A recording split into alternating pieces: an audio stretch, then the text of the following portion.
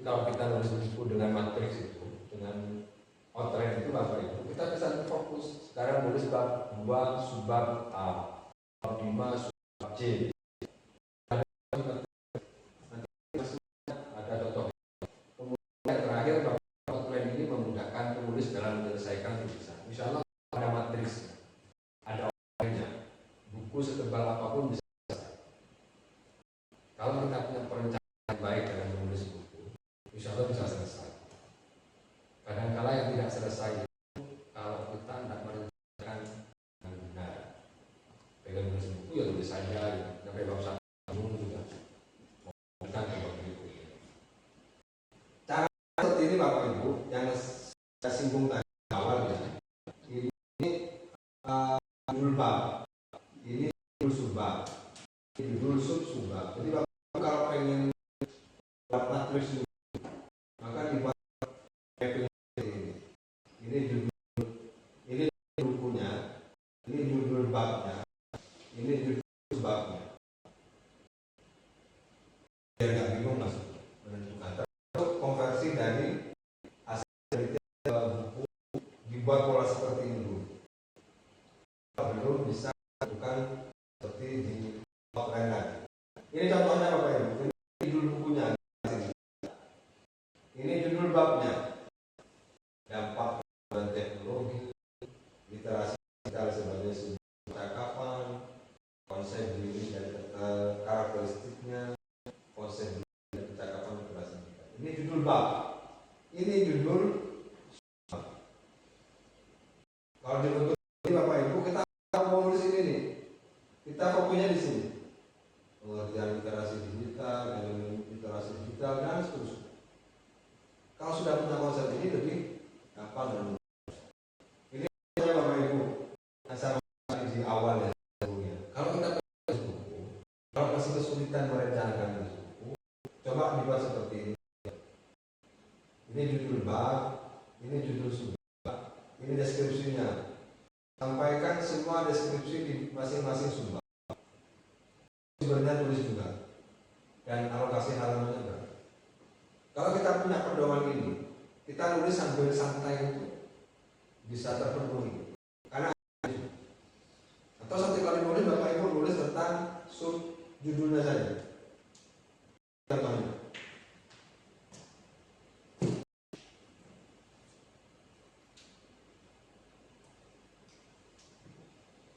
Nah ini contohnya. Ini contoh yang literasi digital. Ini judul babnya, dampak kemajuan teknologi digital. Kemudian subbabnya ada 3, tantangan, gambaran, perkembangan. Ini deskripsinya. Nah kita nulisnya nanti berdasarkan deskripsi ini. Pada sub ini akan dibahas tentang tantangan kemajuan teknologi dan peluang yang muncul akibat dari kemajuan teknologi digital. Sehingga Bapak Ibu di subbab ini tinggal menarasikan aja berdasarkan ini. Paling tidak satu subbab ini ada 1 halaman atau 2 halaman. Ini juga sama, menggambarkan perkembangan dunia pendidikan dunia digital, apakah kemajuannya besar dan seperti apa bentuk kemajuannya berapa. Kemudian sumbernya sampaikan juga, sumber masing-masing bab sampaikan. Ayun, kemudian Jurnal Mer, jumlah halaman juga disampaikan. Subbab 1 3 halaman, subbab 2 5 halaman, subbab 3 3 halaman. Bapak Ibu dalam menulis ini jumlah halaman, menentukan jumlah halaman ini seperti apa misalnya diatur aja. Standar paling rendah 1 halaman, 1 bab 10 halaman. Ini contoh materi. Kalau Bapak Ibu punya materi sini, maka insya Allah tulisannya akan selesai. Karena kita menjadikan ini sebagai acuan. Ini contohnya. Bapak Ibu kalau pengen spesifik, sampaikan di sini. Topik ini, subbab ini membahas apa? Ini juga sama sampaikan secara rinci. Semakin rinci di sini, Bapak Ibu akan semakin banyak pengembangan pengayaan kata atau kalimat di dalam bukunya. Ini contoh saja. Sehingga Bapak Ibu di sini kan muncul nanti secara keseluruhan semua bab, apakah 200 halaman atau 500 halaman di sini. Kemudian yang Berikutnya, segmentasi Bapak Ibu. Kalau menulis buku, pastikan segmentasi buku ini harus terpenuhi. Contoh misalnya kalau kita pengen nulis buku, buku ini untuk siapa? Untuk mahasiswa, atau untuk dosen, atau untuk masyarakat umum. Ini berkaitan dengan penyajian di dalam buku. Kalau misalnya bukunya untuk mahasiswa, maka tulislah sesuai dengan kebutuhan mahasiswa. Kalau misalnya bukunya untuk dosen, tulislah sesuai dengan penyusunan kebutuhan dosen dan seterusnya. Yang ini Bapak Ibu kebutuhan pasar. Kalau bisa buku Bapak Ibu itu bisa menjangkau pasar secara luas, sehingga menulis bukunya dengan cara yang mudah, enak, ringan, dan bisa dibaca oleh masyarakat secara menyeluruh, misalnya masyarakat Indonesia, tidak hanya untuk orang Jawa misalnya. Maka ini pastikan dulu Bapak Ibu, siapa pembacanya, bagaimana pasarnya. Ini berkaitan dengan proses penulisan dan penyajiannya. Ini berkaitan dengan diterimanya naskah Bapak Ibu oleh masyarakat sekitar. Contoh punyanya Pak Malindra tadi, buku tentang pendidikan kedokteran. Itu kan tidak hanya dipakai di Fakultas Kedokteran Unisma, bisa dipakai di Jawa Tengah, di Jawa Barat, di Jakarta, di luar Jawa, kan materinya sama. Itu juga bisa dibuat seperti itu sehingga memenuhi kebutuhan pasar. Yang terakhir Bapak Ibu, bagian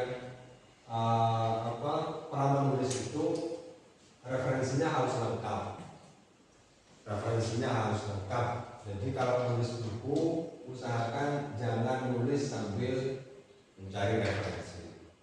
Pastikan semua referensi yang akan dimasukkan ke dalam buku itu sudah terpenuhi dengan baik. Itu di pra menulis. Kemudian masuk ke proses menulis buku. Ini yang paling berat dalam tahapan penulisan. Ibu sudah ada buku enggak? Sudah pernah belum? Ibu pernah? Belum. Rezeki yang Tadi 2025 lulus ya? ya, insya Insya Allah ya. Kalau Ibu sudah selain ini, selain buku yang tadi, ada yang baru enggak? Belum ya? Baik, ini yang paling berat. Kalau menyusun book chapter itu biasanya gimana polanya? Biasanya ini dari penerbit atau panitia ini mengusulkan atau meminta saran dari penulis mau menulis buku apa. Kalau yang pertama itu mau menulis buku apa, nanti judulnya dikumpulkan. Penerbitnya mana? Kalau yang pertama UII Press. UI Press. Yang kedua? Yang kedua Yapindo. Kami punya program itu, cuma nggak ada yang nangani, sehingga saya hentikan. Anda kan harus mengumpulkan dulu, terus disesuaikan, menghubungi lama, sehingga kalau SDM-nya sedikit, ada yang lain malah terabaikan. Saya dulu punya program itu 2 tahun di semua bidang ilmu, kesehatan, pendidikan, agama, banyak dulu. Ya, yang UI itu COVID pas nulis. COVID, ya. 2020. Iya. Jadi Apa tak hidupkan lagi aja ya? Kan Risma ada rewardnya itu. Ada ya. Oh, itu. 1,5 gitu ya. 1,5 rewardnya 1 orang. Itu satu bab. 1 bab aja. Satu bab. 1 bab aja. Tak hidupan. itu. Kalau tahu kalau mungkin kan dapat 1,5 tuh. Hukuman diri aja 3,5. Kita hidupan aja tak saya ke bawah fakultas. Bayarnya paling benar 250.000. Dan hukumnya juga tinggi 10 kalau mau chapter. Cuma di kami nambah 1 SDM lagi, nanti mau tambah urusan ke digital marketingnya. Nanti sekarang kita memegang program book chapter. Dulu kami sering ini, salah satunya ini book chapter, metode penelitian. Penulisnya dari Unisma, dari UB, dari UPN, dari Bahara. Ada 10, 1, 2, 3, Sudah sekitar 12 penulis. Ini produk kami tahun 2000 berapa ya? 2021 kalau nggak salah. 2022 ini. Terus kemudian 2023 saya hentikan karena nggak ada yang mau lama. Karena panjang urus ini. Kita buat dulu buat topik-topiknya, kemudian kita share di grup-grup WA gitu. Nanti tinggal ngisi, nanti bayarnya segini, dapat satu eksemplar ya dok ya, dapat satu eksemplar, nanti tinggal dibagikan, sisanya kita jual. Itu dulu seperti itu. Sempat berjalan 2 tahun, cuma lama-lama staf saya kecapean. Karena satu belum selesai, buka lagi, belum selesai buka lagi. Karena kalau hanya satu judul, nanti malah bikin cetak. Baik Bapak Ibu, untuk di penyusunan buku, maka ini mungkin menjadi catatan ya, dalam menulis buku atau menyusun buku itu yang paling penting itu sebenarnya adalah ditulis dengan cara yang baik, benar dan logis. Ini nulisnya cara yang baik itu menggunakan diksi yang positif. Hindari menggunakan kalimat-kalimat yang kontroversi negatif atau kalimat-kalimat yang kurang bagus. Benar ini sesuai dengan fakta dan datanya. Dihindari nulis buku itu dengan penyajian yang tidak benar atau fitnah atau dalam bentuk lain berbohong dan seterusnya. Kemudian logis, masuk akal atau rasional. Itu penting sekali karena ini menjadi buku ilmiah. Bapak Ibu juga harus bisa membedakan mana kalimat lisan, bahasa lisan, mana bahasa yang sulit dan seterusnya. Hindari di dalam buku itu kita menggunakan tata bahasa, menggunakan bahasa lisan. Itu biasanya di buku-buku yang ditranskrip dari ceramah banyak. Saya seringkali memberikan rekomendasi kepada Bapak Ibu dosen, kalau kesulitan nulis buku ajar, Pak saya nggak tahu lagi caranya gimana nulis buku ajar. Dengan cara begini nggak mempan, dengan cara begini nggak bisa. Saya minta Bapak Ibu ketika ngajar coba merekam, menggunakan handphonenya. Ngajar ini misalnya rekam aja menggunakan handphonenya yang Bapak Ibu sampaikan, atau kalau syukur-syukur ada aplikasi transkripnya dari bahasa lisan itu dari rekaman suara itu ke teks. Rekam aja misalnya, taruh dihidupkan, kemudian ngajar. Itu kalau 2 jam Bapak Ibu, saya pernah coba itu sekitar 10 halaman satu kali ngajar. Itu ngajarnya 1,5 jam sampai 2 jam. Itu kalau transkrip ke kata itu bisa 10 halaman. Itu kalau kesulitan misalnya dengan cara-cara yang tadi sudah disampaikan, kesulitan untuk nulisnya, coba direkam. Atau kalau pas mau nulis di rumah gitu, Bapak Ibu nulis sambil berbicara gitu, berbicara sendiri, direkam. Berbicaranya di depan rekod gitu, depan HP gitu, direkam dengan aplikasi transkrip, nanti transkripnya dimasukkan ke laptop, diintervensi lagi. Itu juga bisa. Itu cara yang paling mudah. Sehingga Bapak Ibu tidak perlu capek-capek nulis untuk bisa menghasilkan sebuah kata. Kalau dulu kan kalau tidak tik itu kan nggak keluar. Atau kalau dulu awal-awal ditulis kan, Bapak Ibu membayangkan ketika Imam Ghazali nulis buku itu sekitar Ihya, berapa ribu halaman, ditulis tangan Bapak Ibu, nggak ada mesin. Sekarang ada laptop malah nggak produktif. Apalagi ada aplikasi-aplikasi yang memang menyediakan untuk bisa mentranskrip. Bapak Ibu tidak perlu mengetik, cukup direkam langsung transkripnya berubah menjadi kata. Hindari menggunakan bahasa sulit. Bapak Ibu kalau kiranya teksnya atau tulisan nanti sulit, ya diganti aja ke bahasa populer atau bahasa sehari-hari. Jangan ditulis dengan cara memberitahu atau sok pintar ya. Walaupun itu buku ajar enggak. Sok pintar itu kan akhirnya nanti kalimatnya tinggi dan nggak sampai kepada pembaca. Dan terakhir mempertimbangkan diksi. Ini yang perlu diperhatikan dalam menulis buku. Nah ini Bapak Ibu, kira-kira apa yang Bapak Ibu lihat dari gambar ini? Kenapa kok tulis. Mesti fokusnya ke sini. Tidak tahu apa yang ditulis. Ini menggambarkan bahwasanya ini adalah sebuah judul bab. Bapak Ibu bisa lihat dari sini berarti orang itu pusing. Bapak Ibu bisa lihat bukunya berarti orang ini sedang membaca. Bapak Ibu lihat dari penutannya berarti ini adalah orang tua. Kira-kira begitu bab itu Bapak Ibu atau topik buku itu. Jadi kita bisa membaca atau kita bisa menulis dari berbagai perspektif dari gambar itu. Ini jamnya warnanya putih. Ini kacamatanya, ini pakaiannya polo. Jadi Bapak Ibu kalau disimpulkan, ini maka terdiri dari banyak kata, mulai dari buku, kacamata, ini arloji, rontos, membaca, waktu. Ini satu-satu kalimat, satu-satu kata ini Bapak Ibu. Ini bisa menjadi kalimat, bisa menjadi paragraf. Satu gambar ini contohnya. Membaca adalah kegiatan yang sangat berguna, bla bla bla. Ini juga sama, orang tua disarankan untuk tetap sering membaca. Kemudian yang ketiga, tua bukan berarti tidak membaca. Ini satu kata disambungkan menjadi satu. Jika kalau Bapak Ibu melihat gambar ini dan gambar ini ditulis dalam bentuk teks itu, maka akan banyak.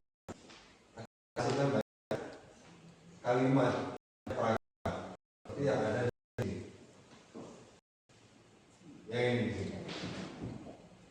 Jadi itu cara menyajikan hanya ini. Kemudian yang berikutnya Bapak Ibu di dalam masing-masing bab atau di masing-masing bab, Bapak Ibu juga perhatikan aspeknya. Jadi kalau masing-masing bab atau bab kan ada aspek awal sebagai diri atau sebagai pembuka, ini sebagai isi, dan ini sebagai kesimpulan. Jadi kalau nulis buku itu dimulai dari pengantar dulu. Paragraf pertama dan kedua kata, paragraf ketiga dan ke-10 misalnya isi, paragraf terakhir ini adalah penutup atau kesimpulan. Sehingga ini Bapak Ibu beruntun kalau ditulis sebagai pembuka, isi dan itu anatomi dasar sebuah tulisan. Ini biasanya terdiri di masing-masing subbab. Subbab A misalnya dimulai dari pengantar dulu ke pembuka, kemudian masuk ke isinya, dan yang terakhir ditutup dengan penutup atau menuntaskan di bagian akhir tulisan. Bapak Ibu juga sama bisa menggunakan cara ini untuk mengembangkan tulisan. Contoh ya, subbab itu Bapak Ibu kan bisa dikembangkan dengan tulisan ini. Yang pertama dengan menjelaskan dulu subtopiknya, kemudian mendefinisikan dengan teori-teori atau terminologi yang ada, dengan citasi referensi-referensi yang ada di sini.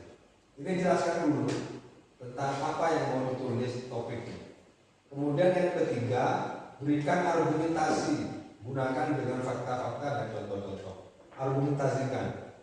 Yang keempat, menggambarkan detail-detail spesifik dari yang dibahas, gambarkan atau berikan analogi misalnya. Kalau mahasiswa ini sangat dibutuhkan kalau buku ajar.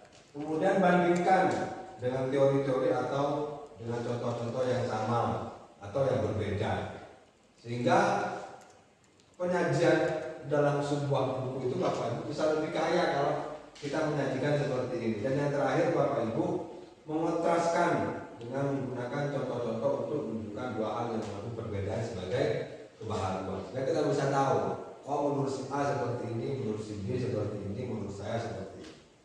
Ini tips menulis bagian isi dari sebuah buku.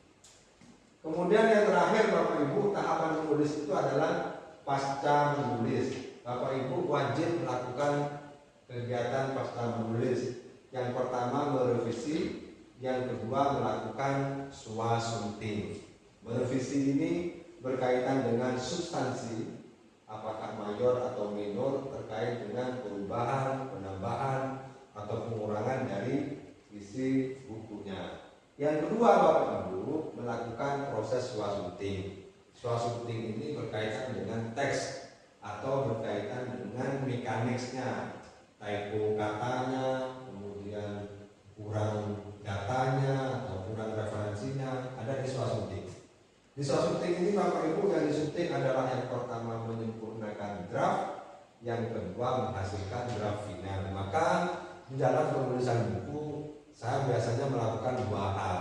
Yang pertama menulis dasar, yang kedua melakukan proses revisi dan penyuntingan tadi. Jadi ketika naskah sudah selesai ditulis, kita baca kembali untuk diedit atau direview, mana yang perlu ditambahkan, mana yang perlu dikurangi, mana yang typo, mana yang datanya kurang valid dan seterusnya. Ini penting sekali karena masih banyak Bapak Ibu penulis-penulis pemula itu yang tidak melakukan tindakan ini.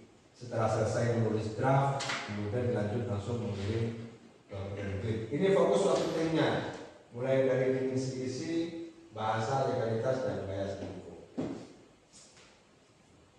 Nanti sekalian kalau ada naskah atau ada penelitian yang ditampilkan biar jadi contoh masuk.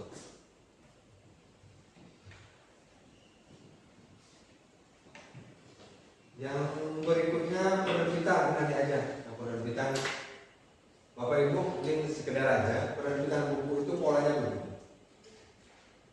Mulai dari penulis sampai ke distribusi atau cetak di sini. Ini tahapan dalam penulisan yang normal, yang reguler, tapi yang Unisma ada. Nanti saya sampaikan yang Unisma. Ini berdasarkan jenisnya. Yang terakhir uji sertifikasi, ini yang saya sebutkan tadi, bahwa pelaku perbukuan itu harus memiliki sertifikat kompetensi, dan sertifikat kompetensi itu Bapak Ibu insya Allah juga bisa menjadi bagian yang dinilai dalam akreditasi program studi maupun akreditasi institusi. Kemarin ditanyakan kan sertifikat kompetensi dosen selain kompetensi ilmuwan atau kompetensi sertos? Enggak. Nah, kompetensi lain selain kompetensi akademik nggak ditanyakan? Enggak. Misalnya sertifikat kompetensi di bidang lain nggak ada? Enggak. Nggak ditanyakan nih? Enggak. Baik. Kalau di sosial di kami ditanyakan dosen-dosen yang punya sertifikat kompetensi di luar bidang ilmuannya atau sesuai di luar sertos. Alhamdulillah kemarin saya juga dipakai sertifikat kompetensi dari BNSP, mulai dari penulis buku, penyuntingan, sertifikat asesor, sebagai asesor di BNSP. Kemudian yang terakhir Bapak Ibu, saya ingin menyampaikan yang penerbitan di Unisma.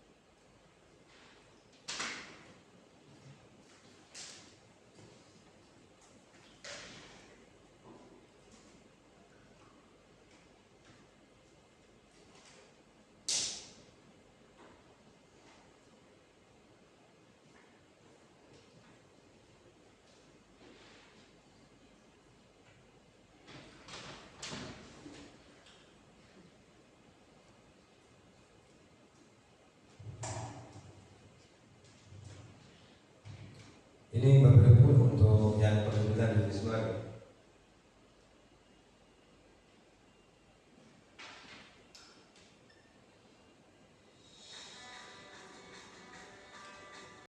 Sebagai informasi aja di Wisma.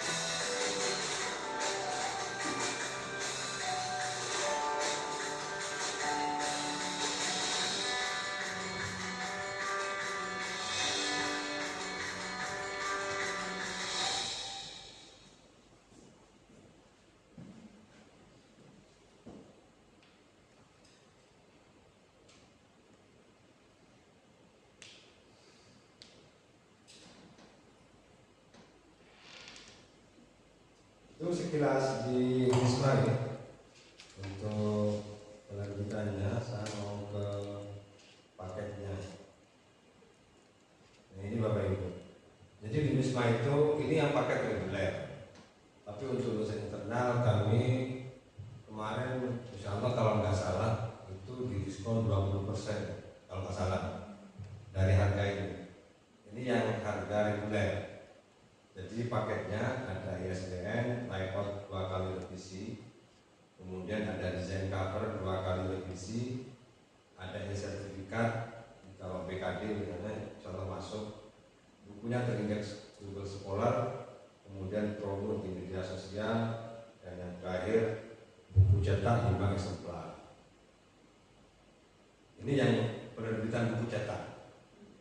Jadi kalau Bapak Ibu misalnya, Pak bagaimana kalau misalnya minta 2 aja gitu.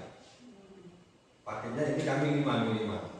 Jadi kalau 2 masih belum ada. Kemudian yang paket ekonomi juga sama. Ini tinggal ketambahan dari bukti cetak aja 10 eksemplar. Bisa enggak misalnya terbit tapi tidak sesuai dengan paket, bisa. Kami nanti hitungkan. Ini yang ini 15 eksemplar, yang ini 20 eksemplar tapi ada tambahan HKI. Ini juga ada HKI-nya. Yang paket bisnis dan paket eksekutif. Yang ini Bapak Ibu yang paket e-book. Paket e-book ada 2. Jadi kalau di e-book itu ada royalti. Pak gimana kalau misalnya pengen 2 e-book dan cetak misalnya? Maka yang diambil nanti harga cetak.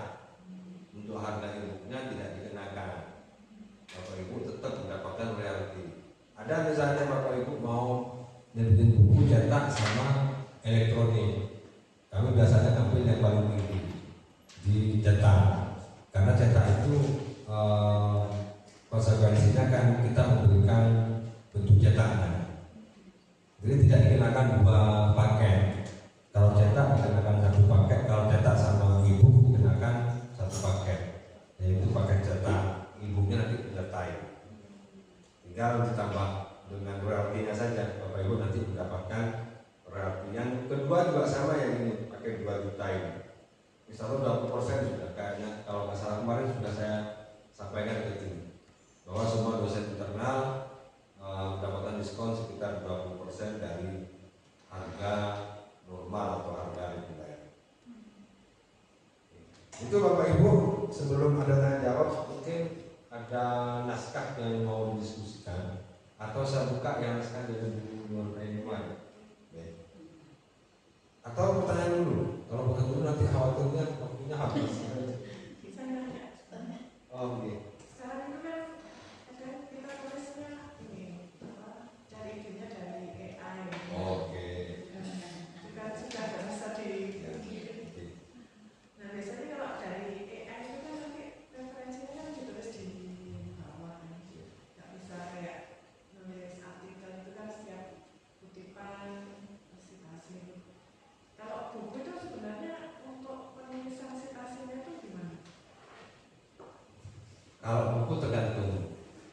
Tapi secara umum buku itu citasinya endnote. Endnote itu di dalam tubuh artikelnya, di dalam bukunya. Jadi menurut Hayat dalam kurung 2025 bla bla bla. Atau pendapat ini 1 2 3 4 5 dalam kurung Hayat 2025. Yang umum seperti itu. Kalau orang hukum atau kedokteran itu biasa menggunakan endnote untuk memberikan penjelasan yang lebih rinci di dalam buku. Boleh menggunakan endnote. Jadi tidak ada, tergantung dari kebutuhan. Kalau di sosial eksak biasanya kami lebih banyak ke endnote seperti ini. Endnote, rata-rata endnote. Yang hukum itu baru menggunakan footnote karena mereka butuh penjelasan kalimat atau bahkan kata per kata dari pasal-pasal itu. Maka diperlukan penjelasan di footnote-nya karena tidak masuk ke dalam bagian isi dari buku. Dia hanya sebagai tafsir saja agar membaca tidak salah tafsir. Seperti tafsir Al-Quran itu yang tidak menjadi bagian Al-Quran itu ditaruh di bawah sebagai tafsir. Itu namanya endnote. Tapi kalau di ilmu sosial nggak perlu tafsir, tafsirnya bisa macam-macam. Kalau di hukum kan enggak, dia harus kaki, harus disampaikan tafsirnya seperti apa. Pasal 1 misalnya bahwa air, laut, udara itu adalah dikelola oleh negara. Itu ditafsirkan di bukunya, diberikan endnote. Tapi secara umum nggak ada ketentuan. Kalau misalnya menggunakan endnote ya semuanya menggunakan endnote, harus konsisten. Tapi yang umum dipakai itu citasinya menggunakan citasi endnote di dalam kutipan sendiri langsung.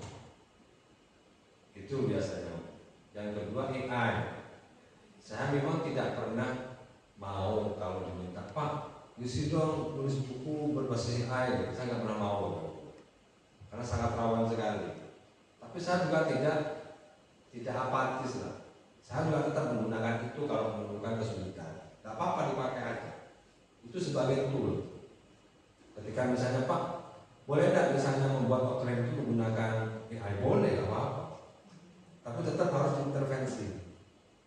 Sesuaikan misalnya mau buat buku tentang patofisiologi misalnya. Ya sudah, cari aja di AI gitu, patofisiologi seperti apa. Bapak Ibu sudah punya konsepnya, tinggal sesuaikan aja konsepnya AI seperti apa. Dia sebagai penunjang aja, hindari sebagai pelaku utama, kasihan. Yang suruh nulis AI, tiba-tiba namanya nama Bapak Ibu, enak sekali. Saya yakin kalau begitu Bapak Ibu sudah agak berkah. Isinya sudah enggak, saya yakin isinya juga enggak ada. Dari luar kelihatan bagus gitu. Ketika dibaca ke dalam, ini kemana, mau kemana, seperti apa, bingung. Karena AI itu bukan manusia. Padahal buku itu sesuatu yang memiliki nilai, yang memiliki makna. Kita nulis buku itu Bapak Ibu kan untuk memberikan pemahaman kepada pembaca. Kalau saya mengibaratkan tulisan atau kata-kata itu lebih tajam daripada peluru. Peluru itu paling mudah hanya pada satu sasaran, tapi kalau buku itu pada banyak orang. Boleh digunakan, tapi jangan dijadikan sebagai alat utama untuk menulis buku. Bisa nggak? Bisa. Saya 2 jam selesai 200 halaman. Tinggal promnya aja dibuatkan. Setelah selesai 2 jam, 200 halaman itu. Cuma ketika dibaca lagi nggak ada isinya. Seperti nggak punya makna apapun, gitu. Hanya sebuah kumpulan kata, kalimat, dari paragraf, dibaca kemana-mana. Bagus bacaannya, tapi nggak ada nilainya apapun. Nggak ada sesuatu yang, karena dia menyajikan apa yang kita minta itu kan dari tulisannya orang. Bahkan di jurnal sekarang sudah ada namanya aplikasi untuk mendeteksi AI. Karena kebetulan kami di asesor itu sudah dibekali. Karena banyak artikel sekarang mengenai AI, terutama yang artikel-artikel yang sebagai syarat khusus. Banyak mengenai AI itu. Kami di asesor sudah dibekali oleh ahlinya untuk setiap artikel yang menilai itu dicek dulu di aplikasi pendeteksi AI. Kalau AI terdeteksi, maka mesti validasi. Langsung nilainya 0 semua ya. Walaupun satu artikel ditemukan dulu. Kalau di buku masih belum. Sehingga AI sekarang tidak ada kelemahannya. Dan AI itu ke depan, insya Allah dengan sendirinya akan hilang dan punah. Dia hanya sementara. Yang abadi itu pikiran dan hati kita. Yang kemudian kita tahukan dalam bentuk tulisan. Gitu-gitu kan cepat menyebar, cepat juga hilang. Seperti HP. Tapi tetap harus diintervensi kalau misalnya terpaksa harus menggunakan. Boleh dipakai, boleh sebagai pekerjaan untuk mengurai kebuntuan pikiran boleh. Misalnya kalau satu mudah-mudahan ini kesulitan saya menguraikan data, tanya AI datanya, tapi validasi data di sana AI itu sudah benar atau tidak, atau nggak ketemu nih referensi dari bukunya ini misalnya, nggak apa tanya sama AI, tapi tetap harus divalidasi, pastikan bahwasannya apa yang diberikan AI itu benar atau sesuai dengan apa yang menjadi kebutuhan kita. Jangan copy paste, kemudian diterjemahkan, bahaya ini. Mungkin asesornya nggak baca ya, kemudian BKD masuk aja. Cepat kalau AI disuruh gambar, mau dia menggambar, gambarkan ini, disuruh sajikan data diagram itu mau, bagus sebenarnya untuk menunjang, tapi kadang-kadang disalahgunakan. Sekarang banyak pelatihan penulisan artikel berbasis AI. Scopus itu banyak loh. Scopus. Kementerian sudah memberikan pedoman pemanfaatan AI untuk akademik, untuk dosen dan mahasiswa. Itu sudah menjadi aturan mulai. Senyapal tidak dijadikan sebagai alat utama. Dan sekali lagi AI itu hanya mesin yang memberikan data berdasarkan apa yang ada di mesin. Itu Bu. Kalau dikit-dikit AI boleh Pak? Boleh. AI. Kesulitan nih AI masukkan intervensi. AI lagi intervensi. Gak apa-apa. Yang penting setiap dari AI saya menyarankan wajib diintervensi, wajib dibaca ulang. Jangan langsung di print, langsung dikirimkan. Misalnya bisa lebih mudah pada AI. Makanya lebih gampang. Saya juga pernah menggunakan itu, mencoba apa-apa, biar tahu aja, biar tidak kaget. AI sekarang tambah banyak, ada yang berbahaya itu tambah canggih. Disuruh nulis buku 1 kali tulisan, beliau mau, mereka mau. Ada yang berbahaya itu. Tulis buku aja tentang ini, minta 500 halaman gitu. Dia mau nulis. Kalau yang gratis kan terbatas. Tapi kalau yang berbayar premium itu mau sampai 500 halaman. Bab-babnya jelas. lengkap sub-subnya. Tinggal klik itu apa itu tidur-tiduran. Bangun-bangun sudah selesai bukunya. Biasanya dengan menggunakan AI itu kita berpotensi untuk malas mikir, malas misalnya membaca lagi gitu, malas misalnya mengoreksi, sudah selesai atau aja dikirim. Itu pengalaman teman-teman. Saya punya teman lah yang punya jadwal mengisi tentang AI. Buku ada, artikel yang paling banyak, artikel Scopus, tertarik orang. Padahal belajar sendiri juga bisa. Tinggal beli aja AI-nya. Mereka didampingi biasanya sama teman-teman. Berbasis AI yang premium. Yang judul apa, materinya apa, bahkan selesai dikirim. Yang lain juga ada. Banyak begitu. Buku juga ada cara rame. Bapak Ibu kalau punya buku aja gitu. Terus bingung-bingung suruh host letter yang punya aplikasi premium AI. Besok sudah selesai. Mau 200 halaman. Ada ini, ada workshop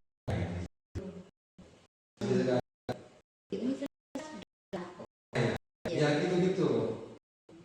Padahal kalau belajar sendiri atau sendiri ya tinggal klik perintahkan aja.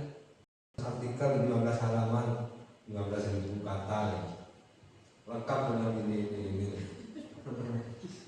Bener dia mah. Itu boleh. Ada lagi Bapak Ibu?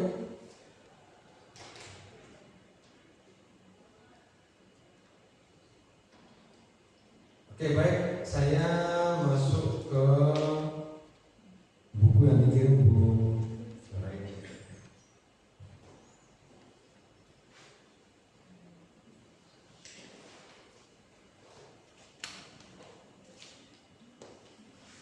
Atau dibuat program dong? Satu buku, satu dosen, satu buku. Ya rencananya sih begitu. Atau chapter dulu. Misalnya kita sama dengan kami fasilitasi ininya nanti dosen-dosen yang nulisnya fasilitasi dulu untuk memantik aja. Nanti aku ibu chapter sekarang punya diakui, diwannya juga diakui di Unisma itu. Chapter paling rendah 10 halaman, ya 10 halaman atau 15 halaman.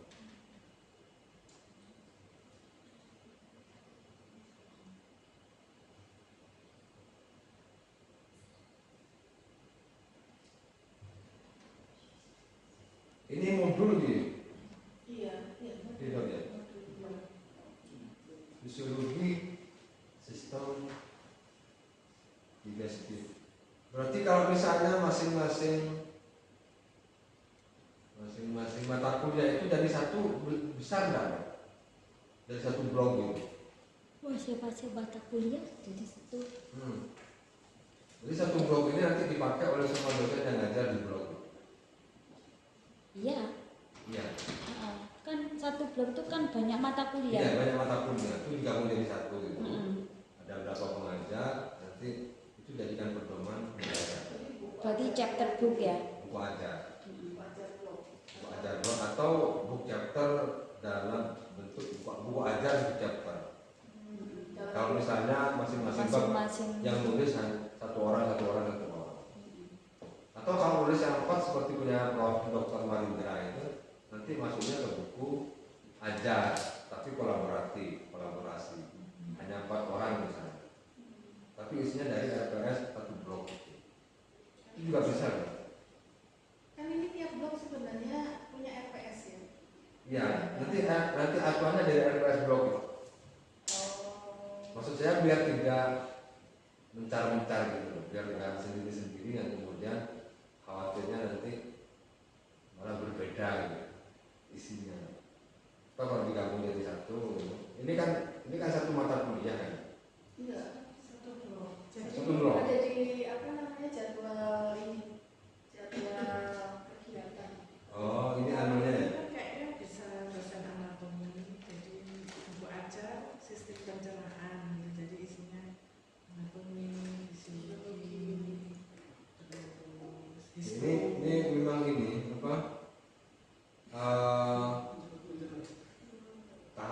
saja nih. Ini isinya buku petunjuk untuk tutor dan untuk mahasiswa. Jadi minggu pertama. Panduan gitu. Iya, panduan. Tapi nanti materinya ini apa? Biasanya di dalam.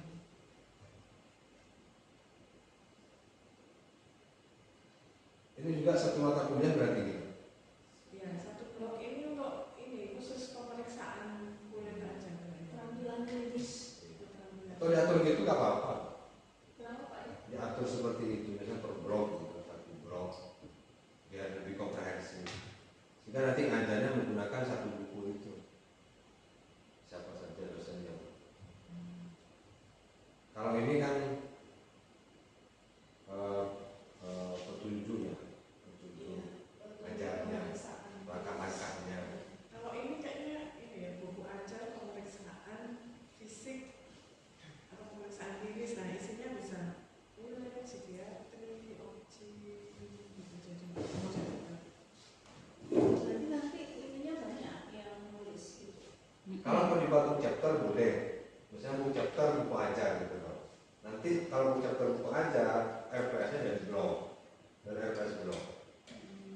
Nulisnya 1, 2, 3, 4 itu oleh dosen 1, 2, 3, 4. Satu mata kuliah, satu bab, satu dosen. Itu yang sudah punya semua bahannya. Itu lebih efektif maksudnya. Daripada Bapak Ibu nulis sendiri-sendiri gitu. Kan juga harus buat RPS sendiri seperti Bu Dekan tadi, buat RPS sendiri kan lama juga nanti. Atau kalau ada target di FK dan target di 2015 misalnya nulis buku chapter buku ajar, semua blog RPS blog harus jadi buku ajar. Nah nanti buku ajar itu dipakai ke mahasiswa, setiap ajar. Kan sudah punya pegangan semua itu.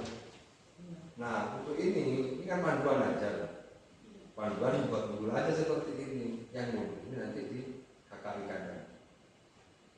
Tapi untuk buku khususnya yang chapter itu, sambil nanti misalnya bergeser ke kolaborasi berempat, bertiga, atau berdua dengan buku aja sendiri. Ini masih buku ajar. Ini bisa dinaikkan sebenarnya. Mulai dari bagian 3 ini. Ini kan sudah sebenarnya konsepnya atau teori yang disampaikan kepada mahasiswa. Ini sudah masuk. Tinggal nanti narasinya aja lebih diperkaya. Kalau ini kan tahapan-tahapan, poin-poinnya. Ini poin-poinnya. Belum ke deskripsi, ke narasi. Nah ini yang dipakai untuk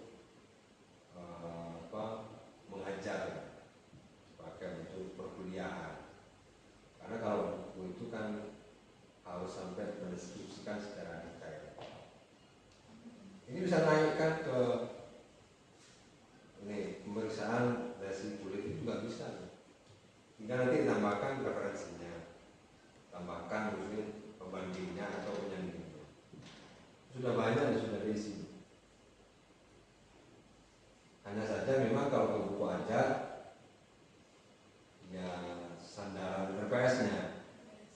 Tapi kalau ini misalnya digabung dari satu blok itu, insya Allah lebih mudah dan lebih gampang. Ini kan sebenarnya masuk semua ini. Artinya ini teorinya, ini materinya ini. Referensinya juga ada. Tapi nggak ditulis di sini. Referensinya tidak ditulis nggak dikutip secara langsung. Di isinya tidak ada kamu, hanya di belakangnya.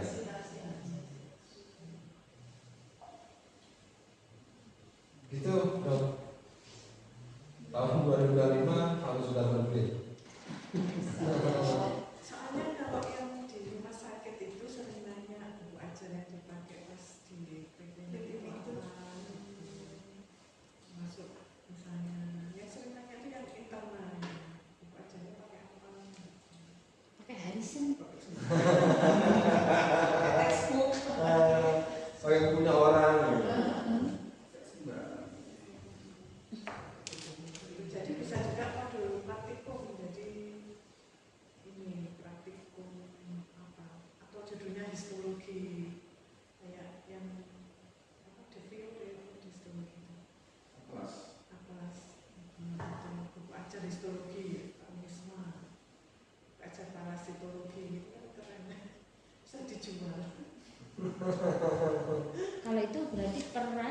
PJMK. Bisa gitu atau bisa ini kayak tadi yang sistem pencernaan kayak anatomi, fisiologi, histo, Dijadikan buku referensi. ya, chapter. Dokter tertentu referensi. Bapak Ibu ada yang mau ditampilkan nggak? Punya Dokter Marindra mungkin? Punya Dokter Marindra. Monggo dok. Atau hasil penelitiannya yang mau di ini kan langsung, deskripsikan langsung. Itu yang besok di mana? Yang CSR itu. Gimana? Kayak yang CSR itu berarti nggak bisa buku ajar kan ya?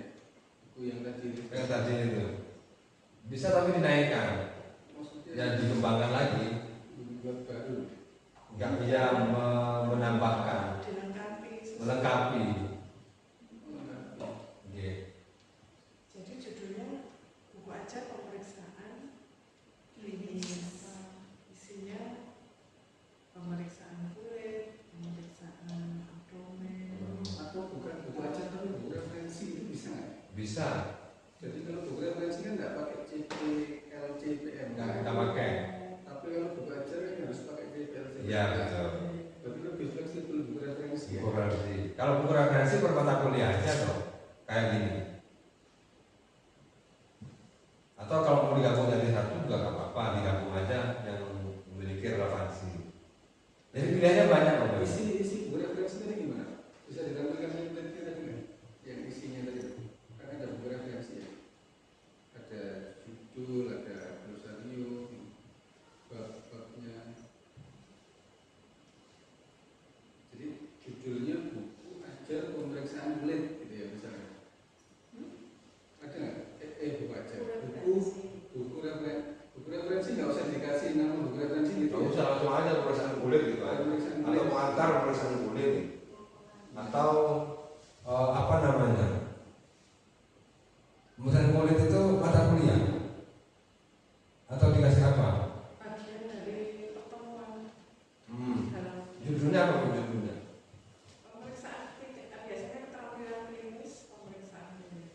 Yang itu aja sih kan dulu. Masuk di blog DDT ya Bu. DDT kan anak RPS kan anak apa kan pemeriksaan kulit kadal. Pemeriksaan Yang ini dong? Oh iya. Iya. Kan mulai dari Yang referensi. anamnesis sampai entek. Iku ae. Jadi di apa? Di RPS DDT itu. Kalau referensi lebih fleksibel, tidak terlalu ketat aturannya. Kalau buku ajar itu memang harus mencantumkan CPL, CPMK dan deskripsi.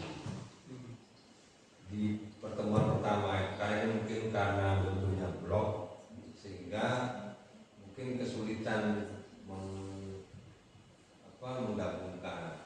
Bisa dengan buku referensi seperti ini. Buku referensi lebih banyak lebih banyak punya. Kalau buku referensi sifatnya umum. Nanti kalau misalnya semuanya sudah menjadi buku referensi, nanti ditarik ke buku ajar juga bisa penyusunannya. Karena kira-kira targetnya di buku apa, Pak? Di kita itu kan gini Pak, ya, jadi di kami ini ada modul praktikum. Misalnya saya mengambil parasitologi ya, maka saya membuat modul praktikum parasitologi gitu. Nah, modul praktikum parasitologi ini nggak saya jadikan satu karena terkait sama blog. Nanti kalau ada blog patologi medis, maka ada modul khusus praktikum parasit yang isinya parasit pada gastrointestinal infection. Nah, terus kemudian nanti kalau misalnya ada praktik blognya dermatologi imun, itu nanti ada praktikum parasit itu terkait parasit dalam, jadi kayak malaria dan itu selama ini. Jadi itu masing-masing PJMK praktikum itu membuat modulnya. Itu sudah lama kan begitu. Nah, terus kadang-kadang ya direvisi, kadang-kadang ya masih tetap begitu. Nah, kemudian kalau pemeriksaan ini sekarang di FK itu harus misalnya harus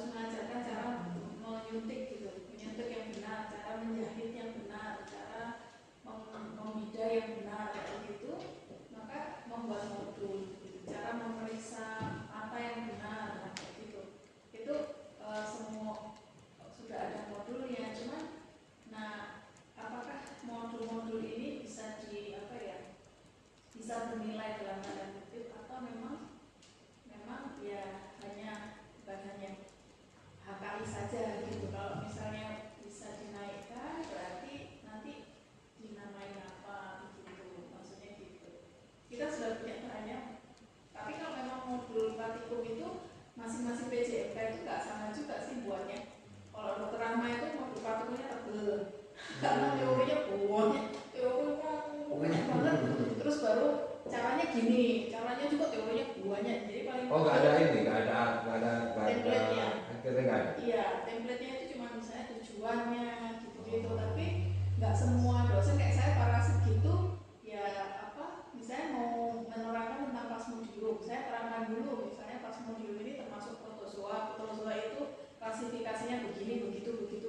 Nah, yang di praktikum ini ada protozoa, ada 6 protozoa. Nah, itu siklus hidupnya gini terus kemudian apa yang harus diamati. Oh, kalau misalnya plasmodium bisa darah merah gitu. Tapi ada juga PJMK yang teorinya dikit banget gitu loh, dibanding kayak gitu. Nggak sama sih memang.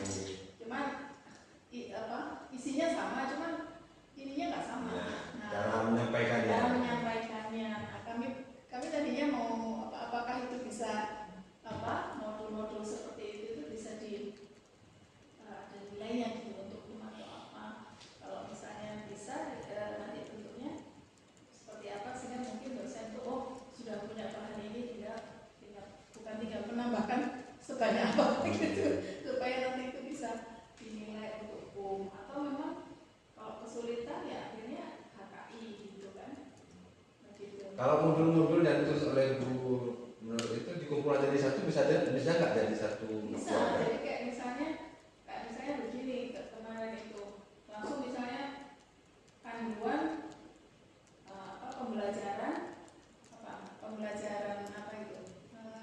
praktikum gitu parasitologi gitu. Nanti berarti semua praktikum di blok di pendidikan dokter itu semuanya ada di situ itu bisa juga. Cuma nanti kalau misalnya jadi modul itu kita berikan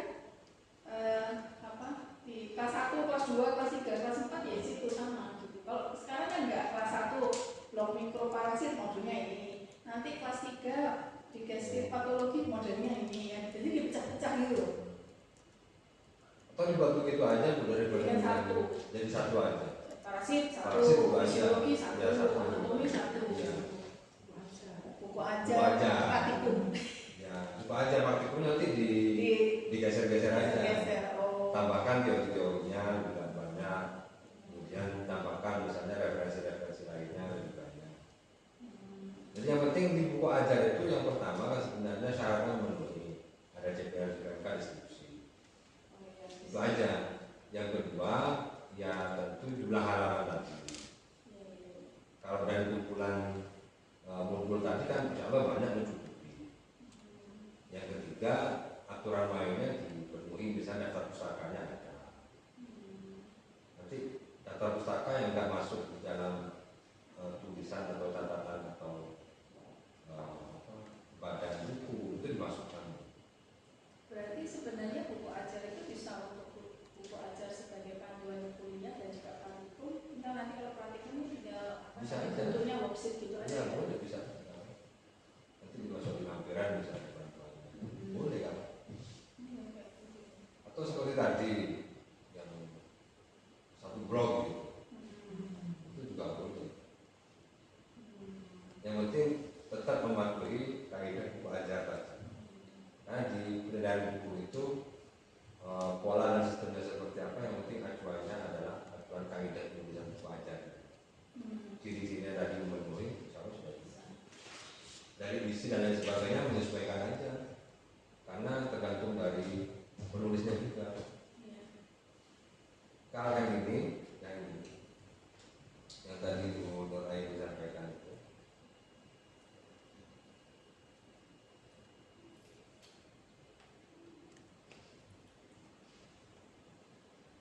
yang ini bisa. Ini kan materinya sudah lengkap, tinggal nanti tambahkan di yang lainnya. Nah ini kan ini ada SL ya, tidak. Diambilkan aja ini buku sulit, kemudian terbuka. Ini yang penting dimasukkan yang kira-kira tidak, seperti pendahuluan kan tetap masuk. Kemudian sudah susunan umumnya nggak usah dimasukkan atau diganti sesuai dengan deskripsi yang kira-kira. Lain-lainnya menyesuaikan. Ada berapa modul? Banyak. Kalau modul CSK 10. Jalan satu aja. SK misalnya. SK modul dari satu. Jadi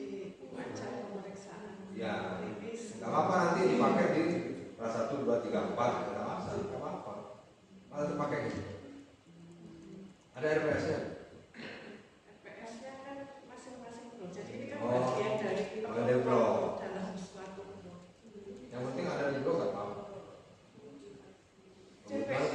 CPN itu kan ini ya, apa kalau belajar itu harapannya CPN-nya itu umum apa khusus? CPR itu sebenarnya kan capaian dari semua mata materi yang disampaikan itu dipahami oleh wali, tercapai keseluruhan. Maksud saya harapannya kan bisa dijual di Iya. negara lain gitu. Jadi kadang CPN kan beda antara kan sesuai profil masing-masing FK dan itu. Kalau CPR itu sepengetahuan saya kan capaian lulusan pembelajaran lulusan dari semua materi yang disajikan itu. Bagaimana caranya mahasiswa itu memahami secara keseluruhan dari materi itu.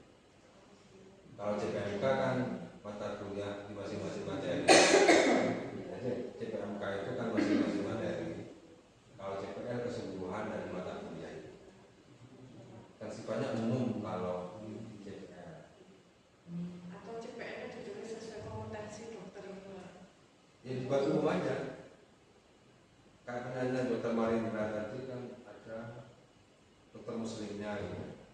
Yang tidak pakai dokter muslim ya tidak apa-apa, tapi yang pakai dokter muslim kan bisa pakai sebagai referensi. Jadi RPS itu sebenarnya sama dengan RPS yang ada di perguruan tinggi lain. Yang membedakan kan output lulusan mahasiswanya, bukan lulusan pembelajaran, lulusan mahasiswa. Ini misalnya, ini RPS-nya nih misalnya, itu kan sifatnya umum, mulai pertemuan 1, pertemuan 2, 3, 4, 5, 6 kan umum sifatnya. Untuk visi misi dari perguruan tinggi itu kan dimasukkan ketika ngajar aja kita, seperti di Wisma nih, Ahlussunnah wal Jamaah. Kita nggak tulis di RPS itu Ahlussunnah wal Jamaah di dalam RPS-nya. Hanya ketika ngajar bisa menyampaikan. Tapi di RPS tidak muncul itu. Karena buku teks itu atau buku ajar itu sebenarnya kan di asosiasi juga dibahas itu. Asosiasi di kami biasanya kan membahas RPS ini acuannya dari asosiasi, bukan dari perguruan tinggi, tapi dari asosiasi. Asosiasi ini harus melahirkan apa? Sehingga mata kuliah itu berkiblat kepada asosiasi. Termasuk asosiasi internasional, di dalam negeri. Kalau di FK kan ada standar kompetensi dokter umum. Nah, itu bisa dipakai juga. Ya. Oke. CPN-nya dibuat umum. Dibuat umum. Sesuai standar kompetensi dokter Oke. Indonesia. Atau misalnya langsung ke dokter muslim itu juga bisa sebenarnya, kan masih bersifat umum. Tidak secara spesifik menunjukkan ciri khas dari FK. Tapi kalau visi misinya kan ya visi misi fakultas, visi misi pro.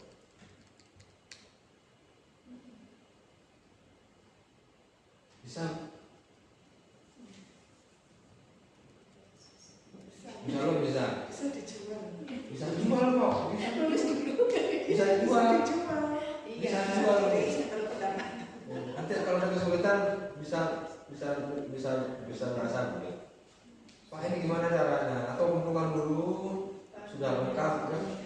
Nanti kita sini boleh silakan.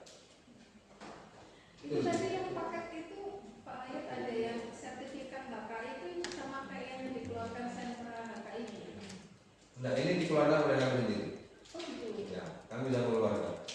Oh. Itu kan hanya yang mengusulkan kami bisa personal bisa enggak. HKI itu ya. Karena kalau menggunakan HKI sini kalau kami karena banyak gitu, kan agak lambat gitu, kan terkendala kan. Jadi kami nggak jual sendiri. Kan nggak muncul pengusul itu nggak muncul di dalam HKI.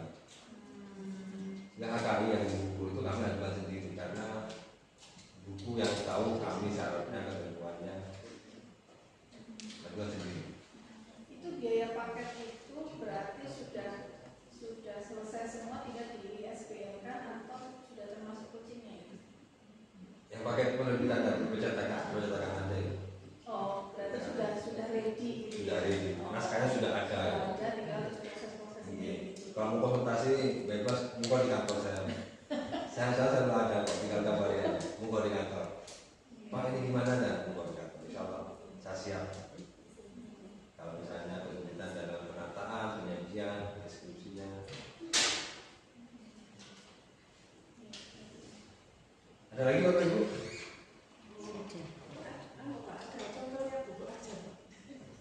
Buku ajar yang lama ini, yang baru ini, yang tadi saya sampaikan itu. Iya, enggak maksudnya nanti cara menulis bab 1 itu gimana? Cara penulisan CPN, CPN. Oke, saya kirimkan link ke buku lain nanti. Ada contohnya ya, yang file. Sama PPT-nya boleh. Oh ya siap. Jadi kayaknya besok itu kan membuat ini, misalnya mau lihat buku ajar pemeriksaan fisik, ya ini apa? Standarnya buku ajar untuk mobilnya. Ya berarti disiapkan semua apa pembuat PPMK CSM menyiapkan ini gitu kan. Setelah ini kan sudah bagus, tinggal melengkapi referensi. Nanti yang bab 1 yang nulis Pak Marindra gitu. Iya kan, tinggal CPN, CPNK, deskripsi sesuai SKDI aja. Buku ajar pemeriksaan, ya judulnya. Iya. Buku ajar pemeriksaan atau buku ajar pengambilan ini. Nah, iya betul. Nanti kan topiknya disesuaikan dengan masing-masing PJMK.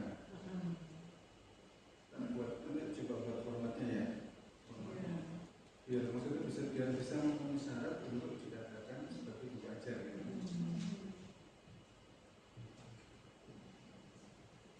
Ya ini dulu nanti kalau sudah berhasil yang main. Harus berhasil Bu.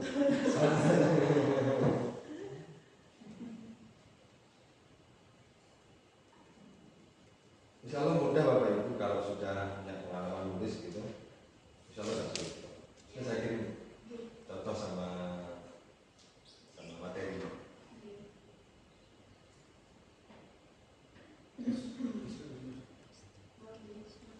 Jadi besok sosialisasinya kan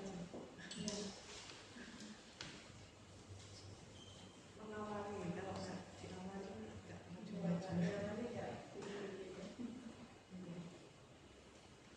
Ada lagi Bapak Ibu? Saya cukupkan ya. Tinggal nanti monggo tetap insya Allah saya kawal Bapak ini. Jika ada hal yang kurang informasi misalnya, monggo silakan dikabari aja. Dekat kok kantor saya di kantor pusat. Tidak lagi ke sini. Oke baik, terima kasih Bapak Ibu. Kurang lebihnya mohon maaf, saya akhiri untuk pertemuan hari ini. Semoga pertemuan kedua dan seterusnya Bapak Ibu bisa menerbitkan buku. Kami tunggu karya-karya terbaiknya. Insya Allah bukunya sangat bermanfaat dan berguna bagi mahasiswa, bagi masyarakat maupun bagi praktisi. Terima kasih dari saya. Kurang lebihnya mohon maaf. Wassalamualaikum warahmatullahi wabarakatuh. Assalamualaikum warahmatullahi wabarakatuh.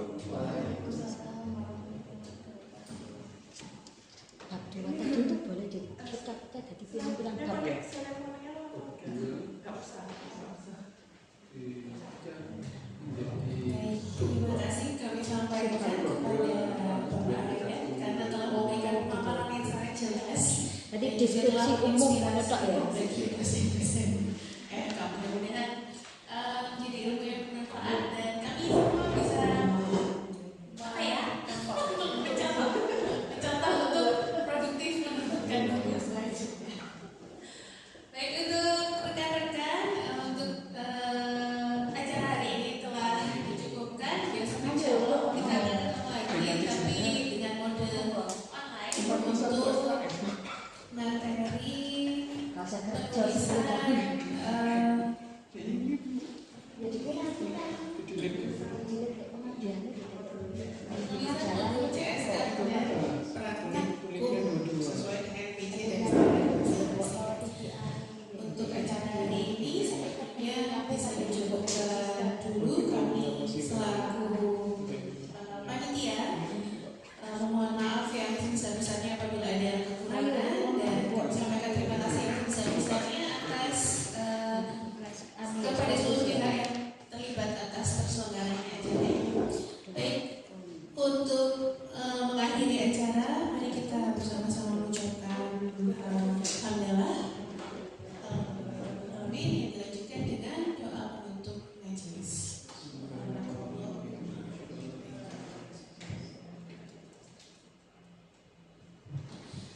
wabillahi taufiq wal hidayah. Wassalamualaikum warahmatullahi wabarakatuh. Terima kasih. Ini internetnya apa gini-gini? Harus Harus di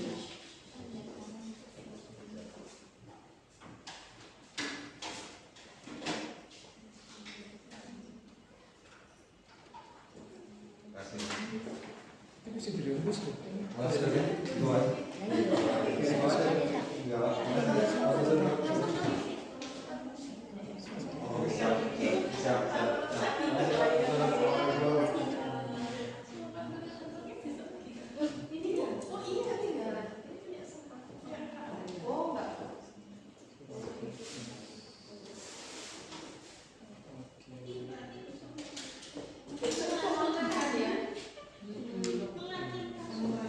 Jadi besok judulnya ini menyamakan persepsi terkait tak kira dulu ya fokus ya. Saya juga mau sama PKD jangan lupa. oh sudah beda sudah kan 44 saya Loh dikurangi no. iya 51. Nah ini nambah 51 ya. belum dipilih.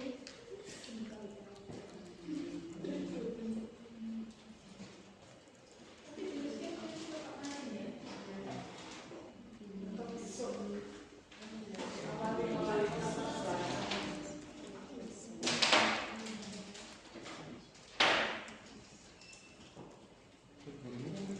Di saya untuk kolektif itu nggak saya mandikan tugasnya kan saya masukkan itu ke LPG harapan gitu. Nggak harus saya bisa di bawah, nggak usah.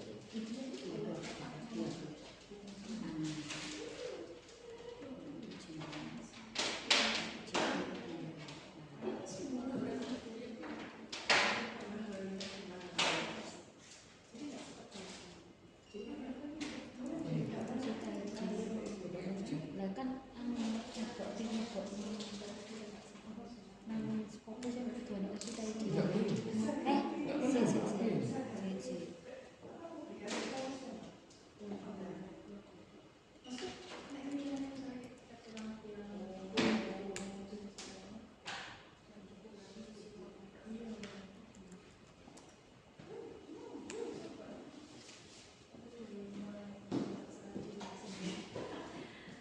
istiqomah.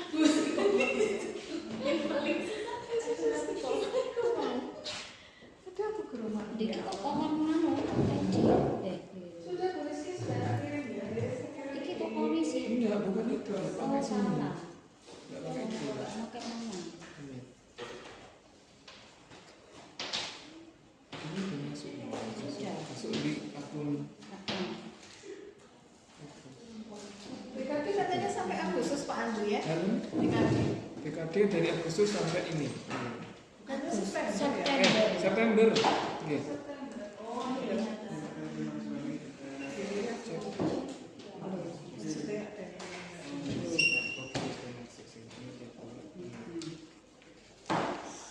Jadi kamu kok ngono lho RCT. Oh terus masing-masing. Diding.